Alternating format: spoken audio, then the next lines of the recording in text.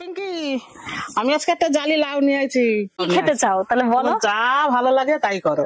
মাছ মাংস তো অনেকেই খাওয়াচ্ছে বলো প্রতিদিন, তাহলে আমরা লাউ শুক্তো কোনোদিন খাইনি। তাহলে চলো আজকে আমরা লাউ শুক্তো বানাবো, বন্ধুদেরও দেখাবো।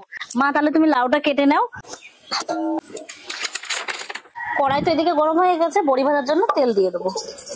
কড়াইতে দিয়ে ভেজে নেবো। লাউ শুক্তো বানানোর জন্য যদি এই শুক্তোর মধ্যে একটু বড়ি দেওয়া যায়, স্বাদটা কিন্তু একদম অসাধারণ। এবার আমি ফোড়নে দিয়ে দেবো তেজপাতা, শুকনো লঙ্কা, 5 ফোড়ন। এবার আমি বেটে রাখা আদা, পোস্ত, সর্ষে, কাঁচা লঙ্কা মশলাটা দিয়ে দেবো কড়াইতে। পরিমাণ মতো লবণ দিয়ে দেবো, হলুদ গুঁড়ো, ভালোভাবে মশলার সাথে মিশিয়ে নেবো। এবার আমি লাউগুলো দিয়ে দেবো মশলার মধ্যে এক এক করে।